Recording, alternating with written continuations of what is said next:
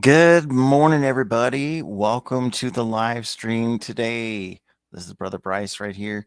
And we are live right now on Facebook, Twitter, Twitch, LinkedIn, and YouTube as well. So, all at the same time, live. And we're going to be taking your comments as you guys come in. We'll be checking that out. And let me go. What? There's something going on over there.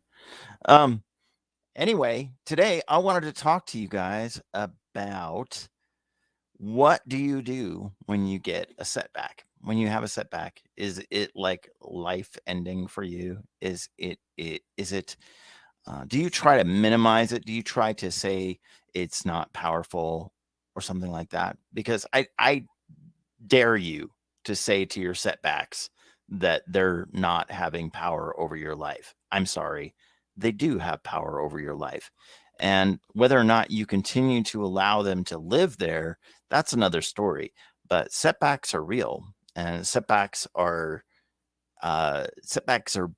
usually bad timing. Setbacks can be financial, setbacks can be relationship wise.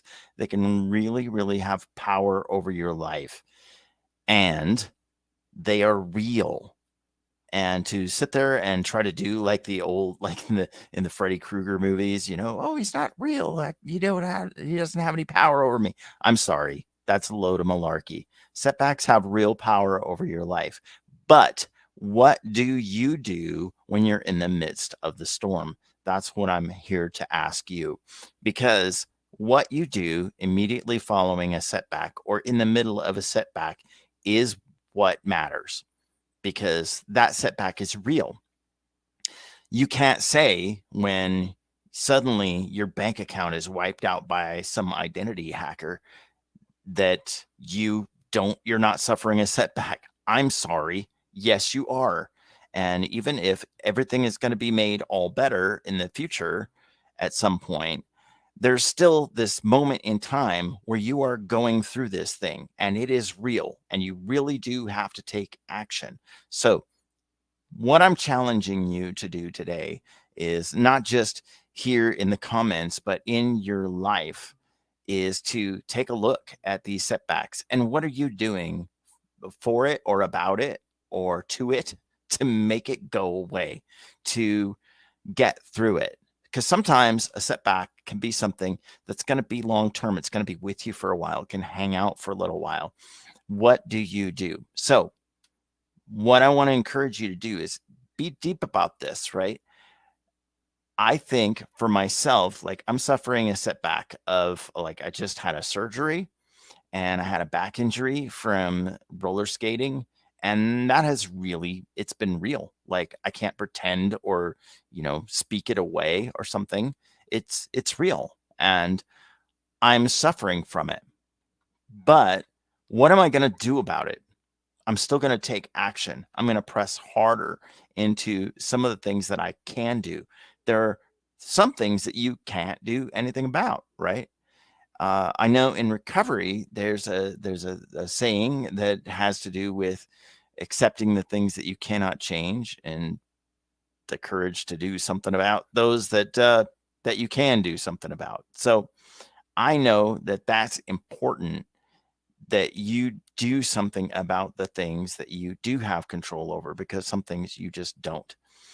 And as you're moving forward, what I want you to do is I want you to focus on the things that you do have control over. As you are suffering a setback, what is the next right thing? I just heard somebody say that again recently, and I've used that phrase for years. I've used it for decades, honestly.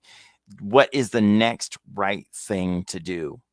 Sometimes what I will do is in the middle of a setback, I will pray and say, Lord, take everything off of my plate.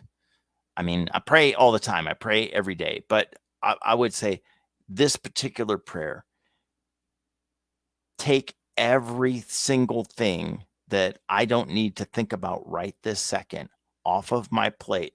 take all those things, especially the things that I don't have any control over, take them completely off my plate, Lord, and then give me laser focus on the one thing that you want me to do. The one thing that you might need to do right now is to go do the dishes. The one thing that you might need to do is to vacuum the floors or clean up the dog poop or something. Sometimes that's what the next thing is. It could be something mundane. It can also be go for a walk. It could also be get on your bicycle and ride. It could be laser focus on this one project that you've been meaning to do that now, because of this setback, you don't have any option but to do that. Just do that. This is a way to focus and prioritize. And be it if you're a person who meditates or if you're a person who uses other methods to focus your attention of some kind, then what you need to do is be focused on the things that you can do, because the setback is real. It could be financial. Again, it could be relationship wise. It is real, and you can't just pretend like it's not.